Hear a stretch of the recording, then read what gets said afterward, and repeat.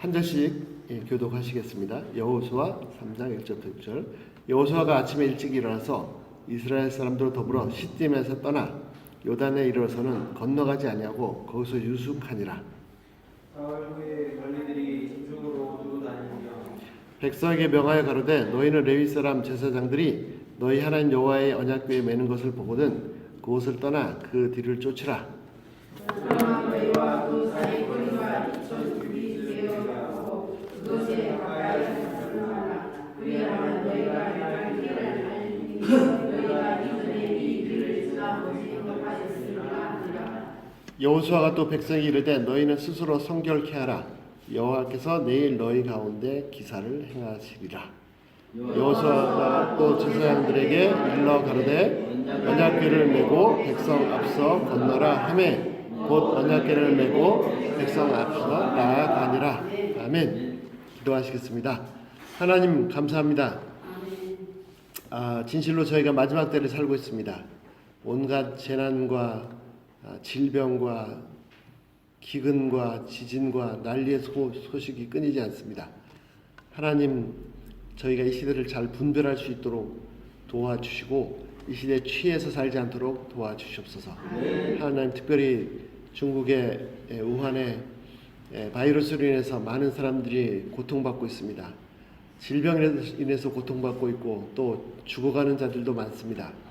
하나님, 또 질병이 아니더라도 봉쇄되고 경제적 활동을 할 수가 없고 많은 사람들이 힘들어하고 있습니다.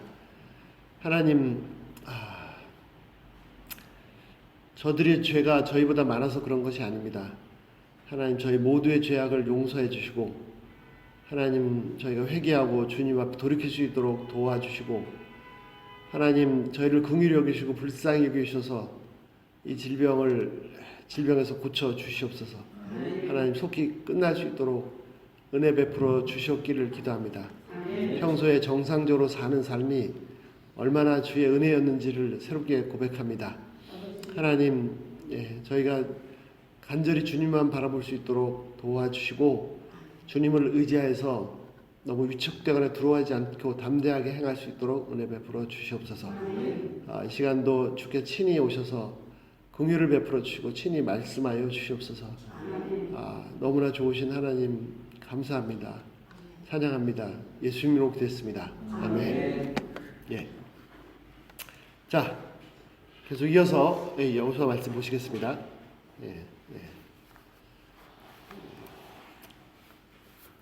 하나님께서 여호수아한테 말씀하시니까 여호수아는 즉시 순종했습니다. 그리고 바로 백성들을 준비시켰습니다. 백성들도 순종하도록.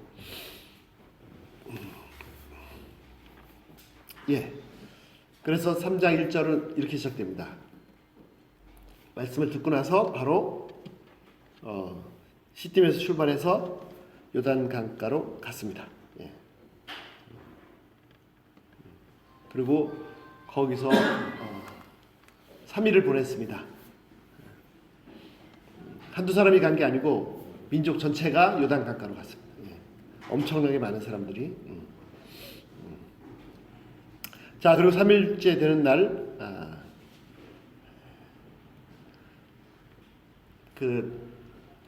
천막들, 텐트도 이렇게 조그마한 텐트가 아니라 우리가 야외에서 쓰는 그런 텐트가 아니라 한 가족이 사는 그런 큰 텐트가 장정만 60만 명이라고 하면 한 30만 개 이상 가득 차 있었을 것입니다. 60만 개. 그러니까 여호수아가 명령을 내려도 이게 바로 전달되는 게 아니라 이제 그 지도자들이 있겠죠. 이 사람들이 또 텐트 사이를 다니면서 명령을 전달합니다. 자, 뭐라고 전달했습니까?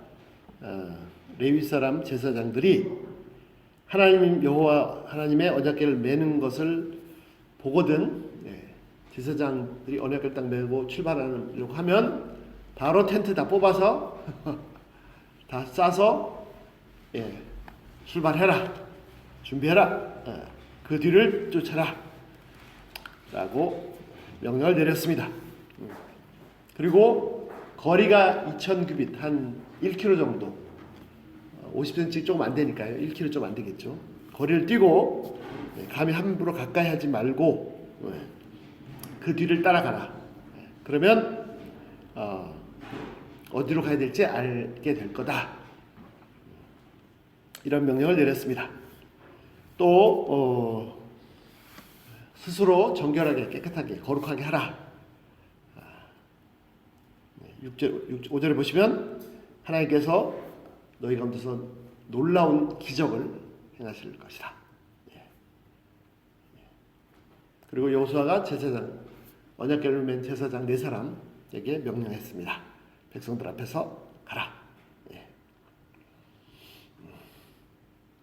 자, 아버지 세대하고 이 아들 세대하고 한번 비교해 보시죠.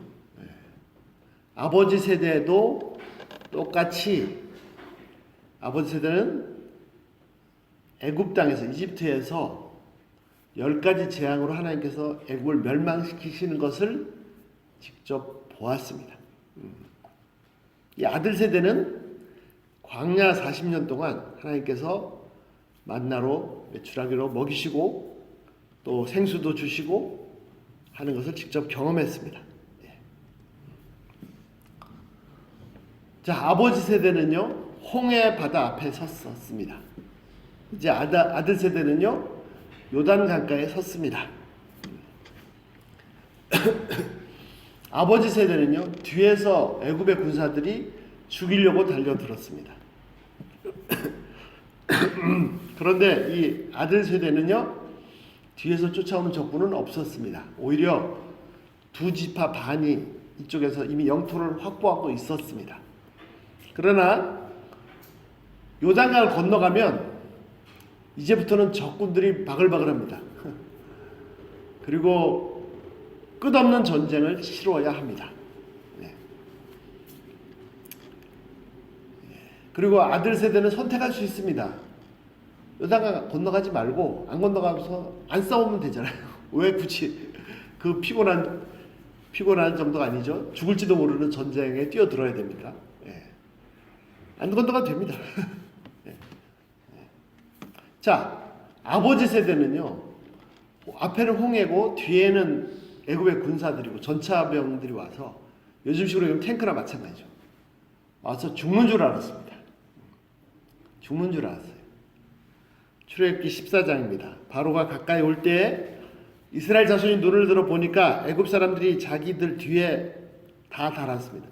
이른지라 이스라엘 자손이 심히 두려워하여 여호와께 부르짖고 11절 그들이 또 모세에게 이르되 애굽에 매장지가 없어서 당신이 우리를 이끌어내어 이 광야에서 죽게 하느냐 어찌하여 당신이 우리를 애굽에서 이끌어내어 우리에게 이같이 하느냐 12절 우리가 애굽에서 당신에게 이른 말이 이것이 아니냐 이르기를 우리를 내버려 두라 우리가 애굽 사람을 섬길 것이라 하지 아니하였더냐 애굽 사람을 섬기는 것이 광야에서 죽는 것보다 낫겠노라 라고 했습니다.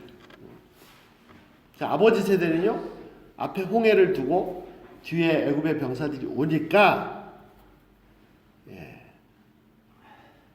심히 두려워했습니다. 큰 두려움이 사로잡혔습니다. 그리고 두려움에 사로잡히니까요 이 생각이 정지하는 거죠. 그래서 정상적인 생각을 할 수 없습니다. 패닉에 사로잡혔습니다. 이제 우리 죽었다. 이미 결론을 내렸습니다. 이미 죽었다. 근데 참 감사한 거는 10절 출애굽기 14장 10절 끝에 보면 여호와께 부르짖었다 했거든요. 기도는 했습니다. 그런데 또 앞에 하필이면 모세가 있어가지고 기도를 제대로 하지 않고 모세한테 이제 원망을 합니다. 뭐라고 했습니까? 우리를 죽이려고 여기까지 왔냐? 애굽에는 매장지가 없느냐? 우리가 애굽에 있을 때 말하지 않았냐? 내버려 두라고. 애굽에서 죽은 것이 광야에 죽는 것보다 낫다. 이런 말을 했습니다. 자, 모세가 이 사람들을 여기서 죽이려고 애굽에서 데려나왔습니까?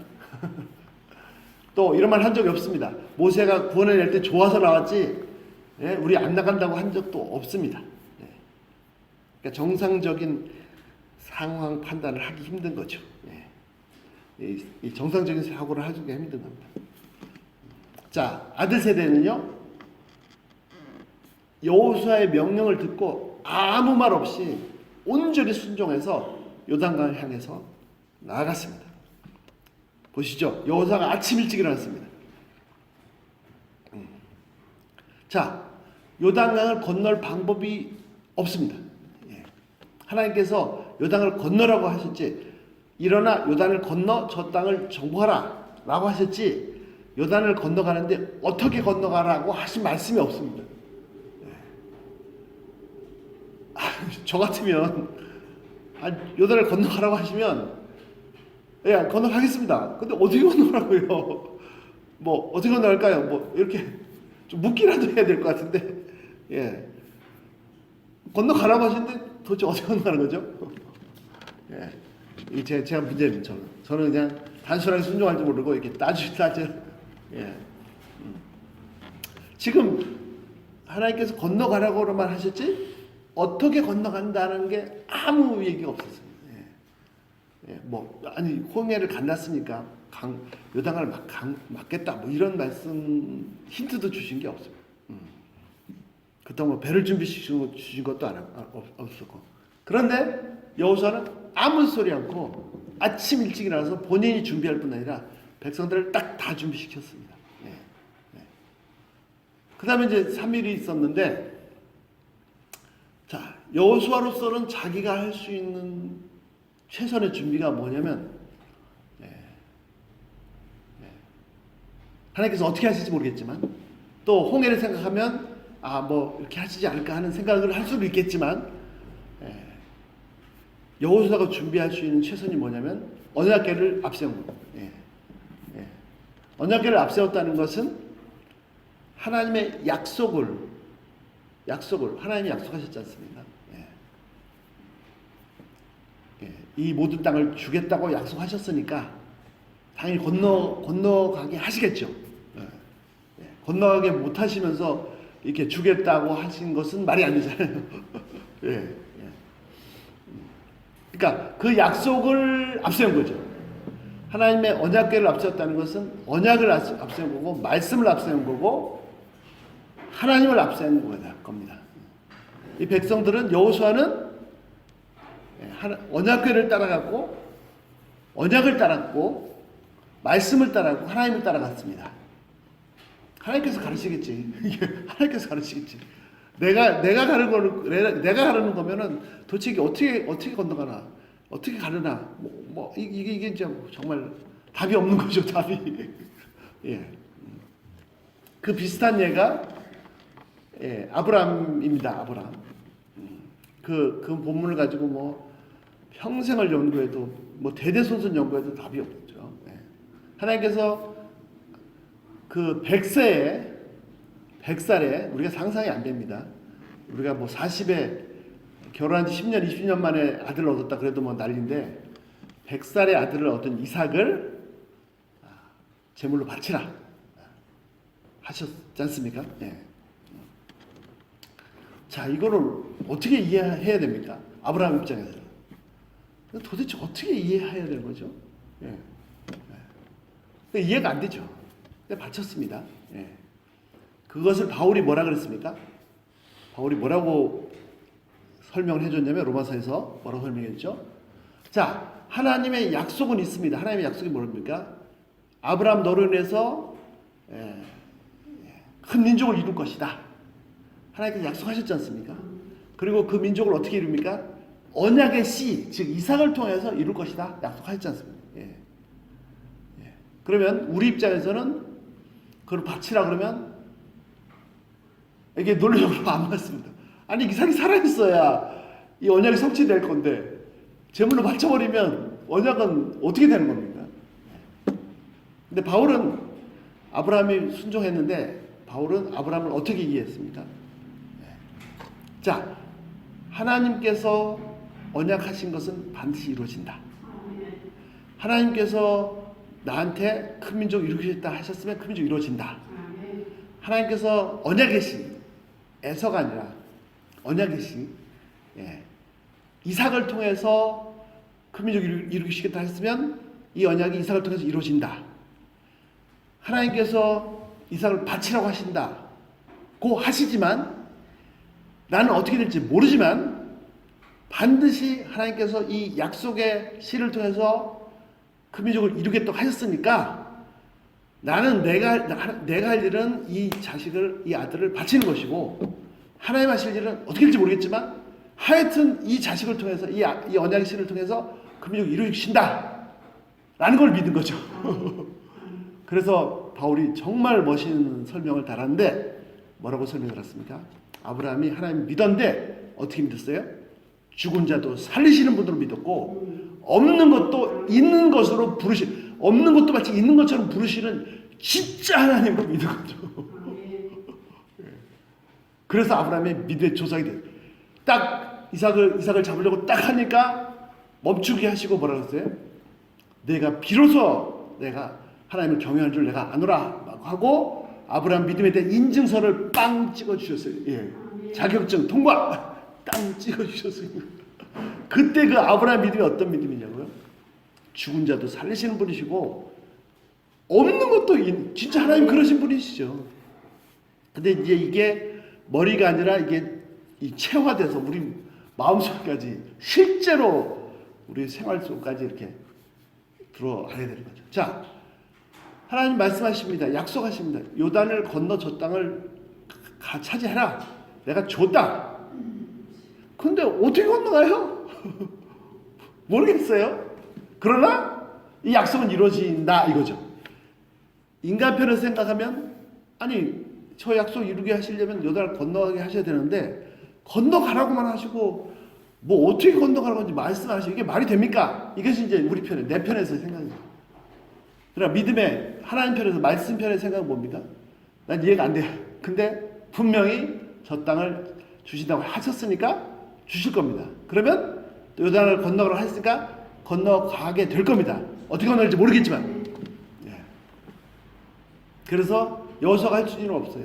그냥 언약궤만 앞세우고 말씀을 앞세우고 약속만 앞세우고 가는 거죠.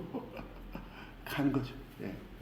솔직히 세상살이가 우리가 다 이해할 수 있는 일들이 없습니다. 우리가 이해할 수 있는 일보다 이해할 수 없는 일들이 더 많습니다. 근데 왜 하필이면 하나님께서 하신 일에서 꼭 내가 토를 달고 이렇게 됩니까? 왜 이게 이해가 안 됩니다 하고 따지고 그러는 거죠. 아버지 세대는 그랬어요. 아버지 세대는. 그러다가 막 두려워가지고 우리를 여기 잡아 죽이려고 왔느냐 막 이렇게 했었습니다. 아들 세대는요. 아무 말이 없어요. 그냥 순종. 진짜 여기 뭐 누구 토 달았다. 뭐 여호수아한테 따졌다. 뭐 아니면 따지진 않더라도 좀 이게 알아서 이렇게 좀 설명을 좀 해봐라. 뭐 그런 얘기도 없습니다. 그런 얘기도 없어요. 그냥 일어났고 일찍 일어났고 준비시켰고 솔직히 여호수아도 뭐 어떻게 나갈지 물론 이제 후에 경험이 있으니까 생각이 있었겠죠. 근데 모르죠. 근데 그냥 무조건 이제 언약궤 앞세워서 간 거죠. 예. 그러니까 하나님께서 말씀하셨습니다. 예. 10절부터. 예. 자 보십시오. 그 정도가 아닙니다. 예. 자 4절 후반절 이렇게 되어 있습니다. 자, 그 언약궤를 감히 가까이 하지 말라. 예. 다만 그 길을 따라가는데 어떻게 하실지 모르지만 지금까지 한 번도 가본 적이 없는 그 길을 가게 될 것이다. 또 5절 어떤 일을 이루실지 모르겠지만 하나님께서 기적을 이루실 것이다. 예. 이런 자 믿음이 생기니까요 기대가 생깁니다. 기대가 믿음이 생기니까 기대가 예. 정말 하나님은 살아계시고요 하나님은 일하십니다. 예. 그리고 저는 그런 참 부끄럽지만 그런 소망이 있습니다. 하나님이 살아계신 것을 제 삶을 통해서 입증하고 싶다는 거죠. 문제를 합리적인 인간적인 방법으로 해결해서 그거 가지고 뭐 하나님께서 하셨다 이런 거 말고 정말 도저히 해결할 수 없는 길이 안 보이는 그런 상황인데 진짜 하나님 살아계시고 진짜로 하나님께서 해결하시는 이거는 하나님께서 하셨다고밖에 설명할 수밖에 없는. 그래서 이게 진짜 하나님 살아계시다. 이걸 입증하고 싶은. 예. 뭐 조금 못 먹으면 어떻습니까? 굶으면 어떻습니까? 내가 지금 먹고 사는 게 중요한 게 아니고요. 지금 하나님이 살아계신 것을 그게 진짜 믿음이잖아요. 목사가 돼서 설교하면서 하나님 믿으라고 설교를 많이 하는데 실제 내려가서는 요리재고 조리재고 여기서 돈 들어오지 않을까, 저기서 돈 나오지 않을까, 막 이렇게 계산을 하고 있으면 거짓말하는 거잖아요. 거짓말. 올라가서는 막 믿음으로 산다고 막 살아라고 막 큰 소리 치고 내려와서는 뭐 이렇게 계산만 하고 있고, 이게 진짜 사기치는 거예요. 사기 심하게 얘기하면. 예. 하여튼 뭐 죄송합니다. 자, 기대가 있었습니다. 기대가. 예. 지금 방법 없습니다. 방법 안 보입니다. 예. 그러나 아들 세대는 아버지 세대와 다르게 아버지 세대도 똑같은 상황에 처해 있습니다. 길이 어디 있습니까? 길이 없습니다. 그래서 막 죽는 줄 알고 난리 쳤어요. 아들 세대는요. 예. 아들 세대는 여호수아를 따라서 기대가 있습니다. 오늘 여호와께서 엄청난 일을 이루실 것이다. 가자. 한번 우리도 겪어보자. 예? 야, 우리 아버지 그랬어. 옛날에 홍해 갈라질 때 진짜 대단하다. 예? 갑자기 그 바다 가운데 막 마른 땅이 드러나고 막 물벽이 좌우에 막 거대한 물벽 서 있고 우리가 살았는지 죽었는지 막 그 사이를 막 걸어서 지났어. 그런 얘기 들은 적 있어. 야, 우리도 한번 보자. 예.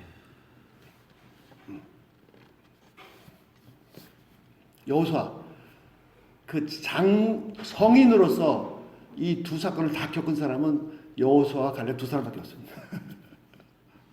아버지 세대는 그 불신을 위해서 광야에서 다 죽었죠. 자, 중요한 건 뭐냐면요.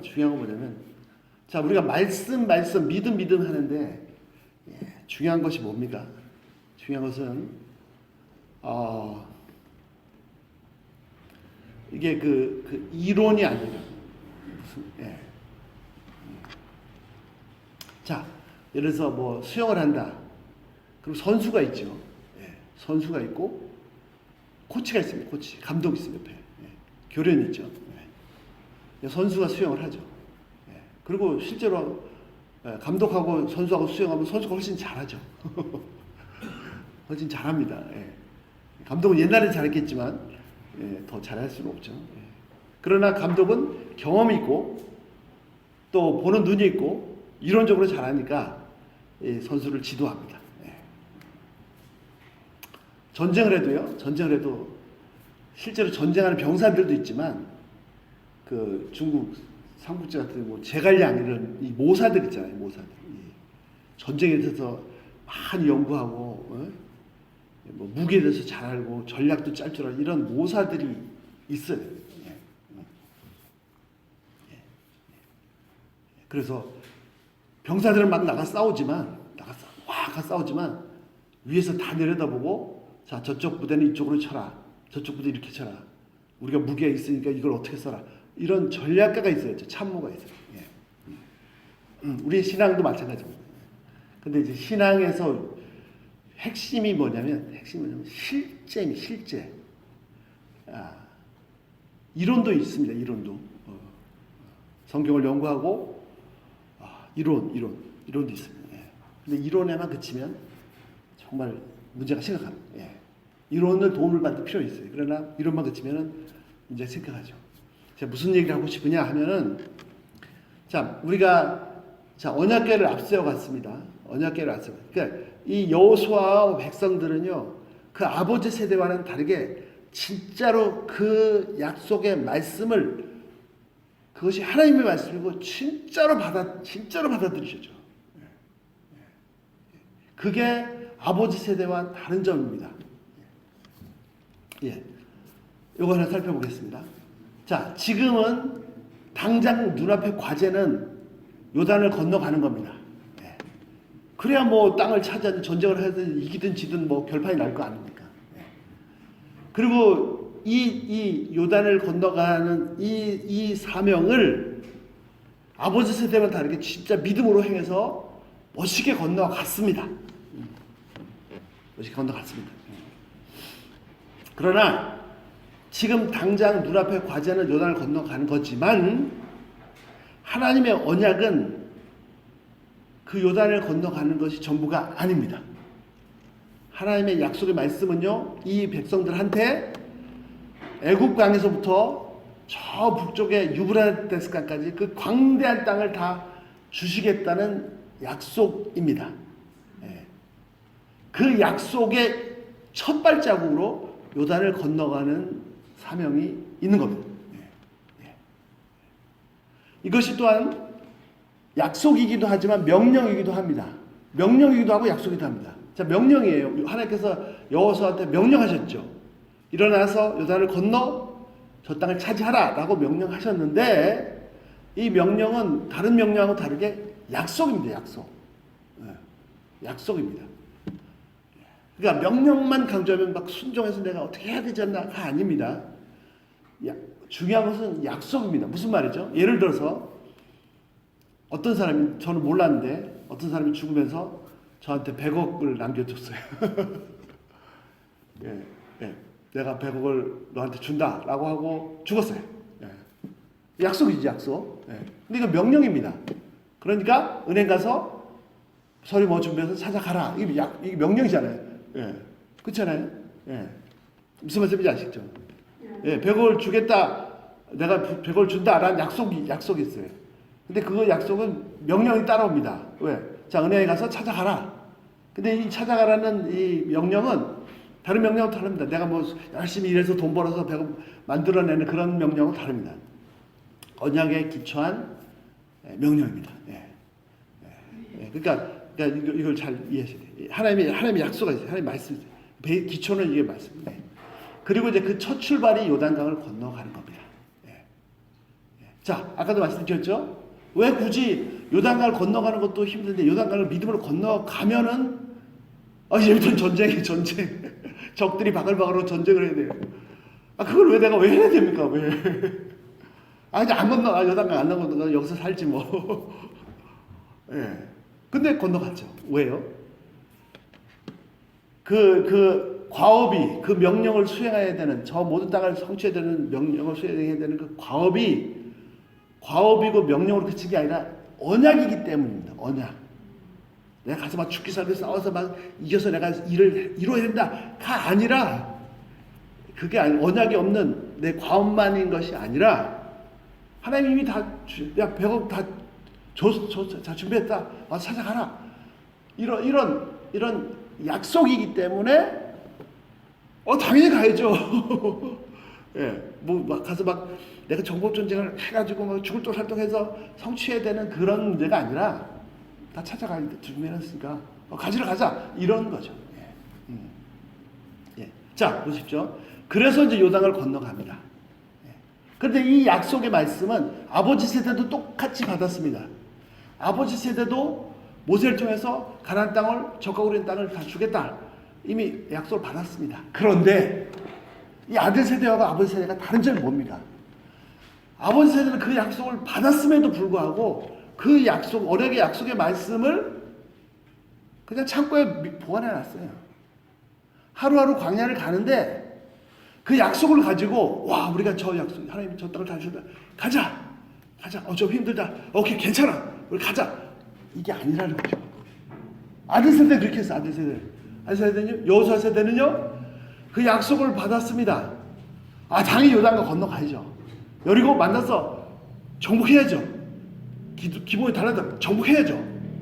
아버지 세대는요. 약속은 창고에 처박아 놓고 우리 주신대. 그래 뭐 주시나 보다. 가자. 가다 보니까 배고파요. 뭐 합니까? 하나님 뭐 하세요? 왜 우리 여기 죽이려고, 굶어 죽이려고 데려왔어요? 빨리 먹을 거 내놓으세요. 가다 보니까 고기가 먹고 싶어. 고기 좀 내놓으세요. 가다 보니까 길이 힘들어요. 왜 이런 길을 우리가 데려온 거예요? 이 언약은 그냥 그림의 떡이고 그냥 공수표가 아닌데 구석에 처박아 놓고 있으니까요.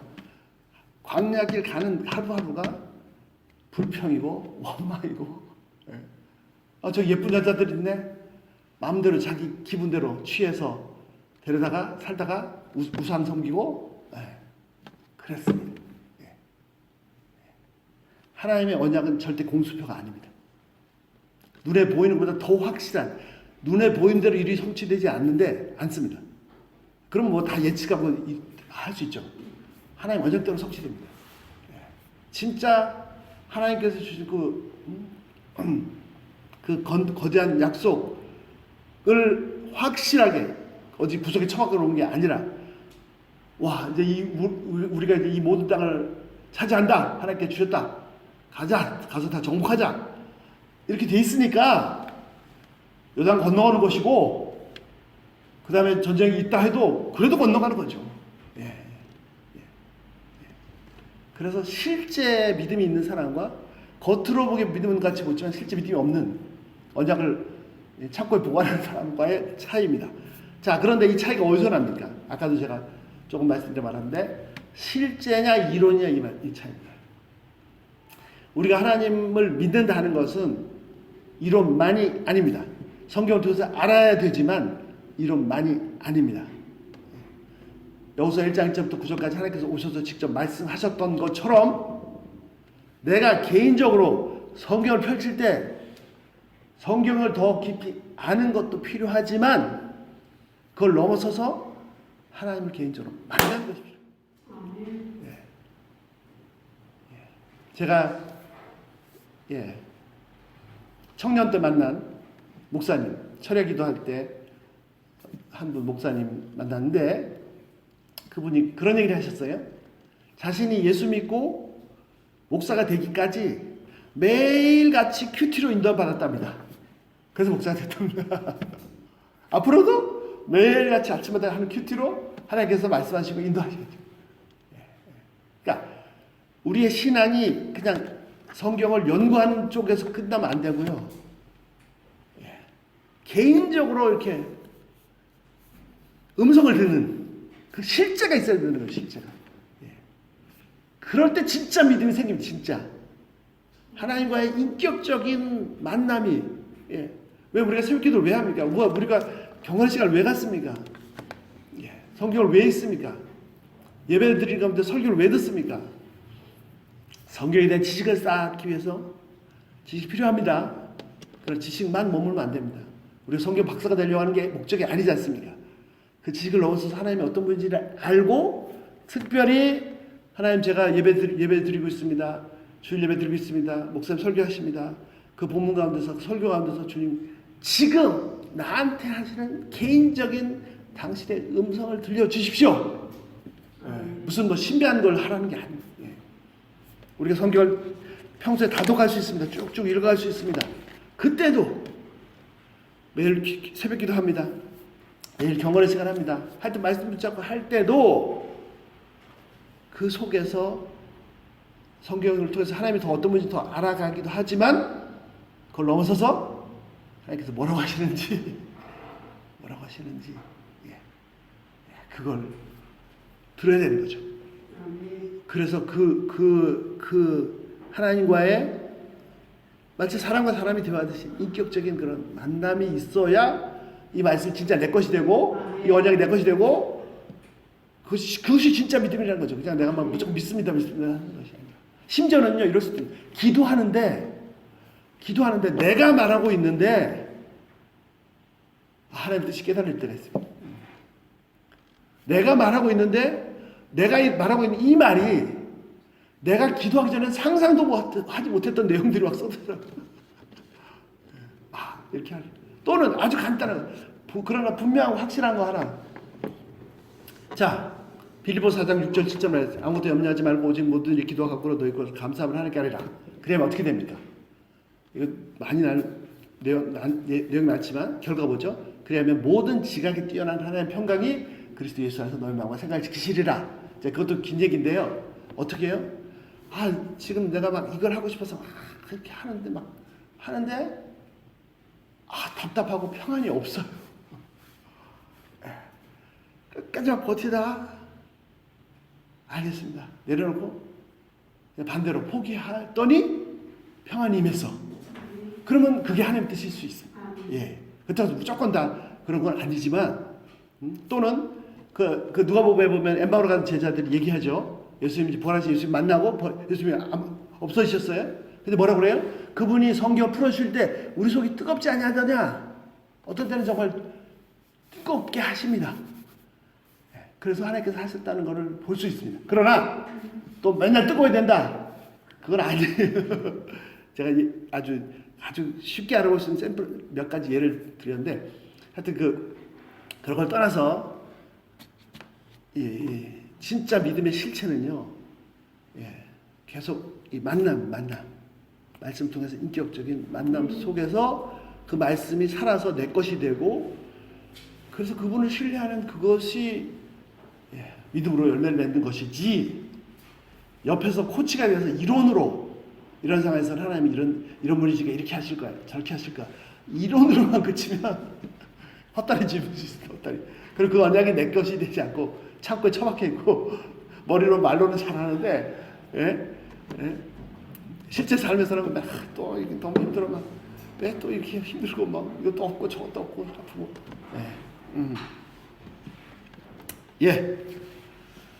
자, 세상이 참 시끄럽습니다. 난리입니다, 난리. 그러나 전혀 염려하거나 두려워할 필요 없습니다. 목사님 막 계속 강조해서 말씀해 주시는데, 지난번에 한번 소개해드렸죠. 다시 한번 소개하겠습니다. 자료를 보시면 2003년인가요? 2003 사스 때 치사율이 9.7%인가요? 그러니까 7.9%인가 9.7%인가요? 그래서 100명이 걸리면 한 8명, 9명이 죽었습니다. 근데 2013년, 2012년, 한국 2015년에 메르스 때는 치사율이 34.3%였습니다. 34%. 그러니까 100명 걸리면 34명이 죽는 거죠. 그러니까 거의 3분의 1 죽는. 그때는 걸리면 안 됩니다. 그거는. 지금은요. 지금 치사율이 2몇 %입니다. 3%가 안 됩니다. 100명 중에 3명입니다. 그것도 이제 방역이 잘 안 된 초기 대응을 놓쳐서 방역이 잘 중국 얘기고, 중국 이외에 다른 나라 지금 29개 나라, 중국 포함 29개 나라, 28개 나라, 통계가 잡힌 28개 나라가 걸렸는데, 28개 나라 걸린 사람이, 그러니까 전체 통계는 지금 4만 명 넘어갔죠. 감염된 사람 4만 명 넘어가고 죽은 사람 1,000명이 넘어갔습니다. 그래서 통계가 2.3%가 안 되는 상황인데, 중국 제외한 나라에서는 감염된 사람이 오늘 오후 2시에 기준으로 516명, 사망자 한 2명, 홍콩에서 1명, 필리핀에서 1명. 그 통계를 냈더니 0.38%입니다. 0.39%. 그러니까 100명이 걸려도 1명이 안 죽습니다. 1000명이 걸리면 4명이 죽는 그런 통계입니다. 그러니까 이제 근데 이제 문제는 뭐냐면, 사스나 메르스 때부터 이 전파 속도가 엄청 빠르다는 거죠. 근데 어저께 이 의사들이 얘기가 지금 코로나 바이러스는 공기를 통해서 전파되지 않는답니다. 타이거 침이나 이런 걸 통해서 전파됐어요. 그래서 이제 마스크 하라는 건데, 생각보다 그렇게 치명적인 거 아닙니다. 그리고 걸려도 죽을 확률은 1%가 안 돼요. 한 명이 좀 심하게 걸려도 괜찮은 거예요. 물론 걸려서 죽으면 안 되겠지만. 근데 그 실제보다 중국이 너무 상황이 안 좋으니까 막 이게 너무 이제 오버돼가지고 막 무슨 모임 다 캔슬 시킨다, 뭐 저도 이제 특강 요청 받은 게 있는데 다음 달로 미뤄달라, 뭐 이런 얘기. 너무 오버해서 위축되고 두려워하는 게 참 이게 정말 아닌 것 같아요. 지금 쭉 나는 것처럼 아버지 세대가 생각납니다. 아들 세대보다. 큰 그림, 하나님의 확실한 언약의 약속이 있습니다. 뭐죠? 우리에게는 가나안 땅이 약속된 게 아니라 영원한 천국이 확실하게 약속되어 있습니다. 아멘. 오늘도 어떤 선교사님 간증책을 읽었는데, 그 남편 선교사님께서 기도하기를 굳이 오래 살 필요 없다. 우리 사명 끝나면 빨리 가는 거지. 그래서 그러다가 목사님 사역하다가 암 걸리셨대요. 굳이 막 그 암 복잡한 거 하지 않고 그냥 일단 종양 제거만 하고, 그리고 먼저 화려하게 가셨고 장례식을 통해서 심지어는 그 장례식 도와주는 그 상조사 직원 그 무슨 실장이라는 사람이 왔는데 자기 일만 보고 가면 되는데요. 이 사람이 이상하게 그 장례식 3일 동안 끝까지 붙어서 있더래요. 그러더니 나중에 이 사모님한테 고백하기를 자기 어렸을 때 예수 교회 다녔었다고. 근데 아버지가 암 걸려서 고쳐달라고 기도했는데 안 들으셨다고. 그래서 이제 교회 안 다니게 됐는데 이 목사님 돌아가시는 거 보니까 아 천국이 역시 이거 내가 잘못 믿은 것 같다고 나도 다시. 그래서 그 목사님 소천하는 그 과정에 여러 사람이 주님께 돌아오는 막. 예, 그러니까 자 다시 끄그리면 이스라엘 백성들에게는 하나님께서 가나안이라는 큰 약속을 주셨고 그 과정 속에 홍해도 건너고 그 요단을 건넜습니다. 근데 아버지 세대 아들 세대 너무 달랐죠. 어떻게 해요? 아버지 세대는 말만 그랬지 실제로는 약속을 팽개쳐놨어요. 그러니까 맨날 불평이에요. 아들 세대는요 약속이 확실하니까 가자 건너가자 가서 싸워서 다 정복하자 막 이런 거였거든요. 우리에게는요 영원한 천국이 확실합니다. 확실합니다. 그러면 이 땅에서 내가 굳이 뭐 오래 살면 감사한 거고 오래 안 살아도 괜찮은 거고 중요한 거는 지난번에 참 너무 마음이 아팠는데 그 이웰량 의사처럼 자기가 이제 이거 위에서는 마스크도 못 쓰게 하고 환자는 돌봐야겠고, 예? 그 돌보다 자기 감염될 거 알고 죽을 거 알고 달려 들었잖아요. 예. 진짜 값진 죽음. 34살에 너무 안타까워. 근데 34살에 죽어도 뭐 너무 안타까워 생각해보니까 예수님도 33세 반에 돌아가셨네. 예, 십자가 지고 죽으셨다 하면 보라 하잖아요. 예. 진짜 예, 값진 죽음. 예. 영원한 천국에 들어가서 볼 때는 지상에서 10년 살다 왔는지 100년 살다 왔는지 그게 무슨 상관이 있겠어요. 제대로 살다 온 게 진짜 중요한 거죠. 예. 그런데 이 소망이 없으면 또는 있어도 그냥 날라리로 창고에 처박아놓고 있으면 하루하루가 불평이고 불만이고 막 빠둥빠둥거리고 그렇게 살 수밖에 없다는 거죠. 자, 여호수아와 함께 그 아들 세대의 믿음에 대해서 나눴습니다. 저희도 저희의 남은 인생이 이 모세 세대에 살았던 아버지 세대가 살았던 그런 불신의 흔적을 남기지 말고 모세와 아들 세대처럼 정말 믿음의 흔적을 남겨서 하나님께 인정받고 칭찬받고 오는 세대들 가운데 믿음으로 사는 것이 뭔지를 딱 보여주는, 그래서 그 발자취를 따라오게 하는 저희도 그런 믿음의 흔적을 남길 수 있기를 기도합니다.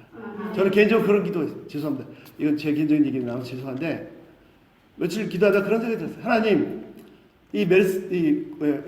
코로나 바이러스 지나가는데 언제 지나갈지, 어떤 사람은 5월 얘기하고 뭐 어떤 사람은 뭐 짧게 다양한 얘기하는데 하나님, 저희가 이 과정을 통과하면서 정말 제가 믿음으로 통과했다는 걸 좀 그런 결과를 남길 수 있도록 좀 도와주세요.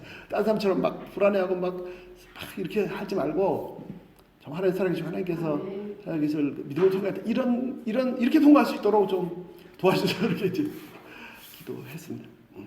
저희도 다 위기 때가 진짜 믿음에 입증할 때거든요. 다 은혜롭고 좋을 때는 다 믿음이 있는 것 같아요. 근데 풍랑이 몰아쳐 보면은 진짜 믿음이 있는지, 그래서 평안을 행하는지 아니면 막 그냥 정신 나가서 막 이런지 다 드러나죠. 예. 자, 많은 믿음의 선배들이 좋은 믿음의 본을 보였습니다. 아브라함도 얘기했고, 모세, 여호수아도 얘기했습니다. 또 이 아들 세대 얘기했습니다. 저희도 이 발자취를 잘 따라서 이 세대 가운데 믿음의 큰 족적을 남길 수 있기를 기도합니다. 기도하겠습니다. 하나님 감사합니다. 귀한 말씀 너무 감사합니다. 여호수아와 그 함께했던 이스라엘 백성들의 믿음의 삶을 배웁니다. 그들의 믿음의 언약을 확실하게 붙잡고 순종하는 그런 위대한 믿음을 배웁니다. 이제 저희 차례입니다. 저희도 특별히 어려운 상황에서 진짜 믿음으로 행할 수 있도록 하나님이 살아계십니다. 약속을 이미 주셨고 이루셨습니다. 그런 믿음의 흔적을 남길 수 있도록 저희도 도와주시옵소서. 많은 사람들이 두려워하고 염려하고 걱정하고 있습니다. 물론 조심해야 됩니다. 그렇다고 막 함부로 객기 부리면서 할 필요는 없습니다. 그래서 더더욱 매일 하나님께 나가서 하나님 음성을 듣고 오늘 우리가 어떻게 할까요? 뭐라고 말씀하시는지 듣고 하나님과의 실제로 이 교제가 너무너무 중요합니다. 이게 생명선입니다. 하나님 그래서 말씀을 붙잡고 많은 선배들처럼 저희도 믿음의 족적을 남길 수 있도록 이 발자취 따라갈 수 있도록 은혜 베풀어 주시옵소서. 이 어려운 때를 저희가 믿음으로 통과할 수 있도록 역사하여 주시옵소서. 감사하며 예수님을 기도했습니다. 네.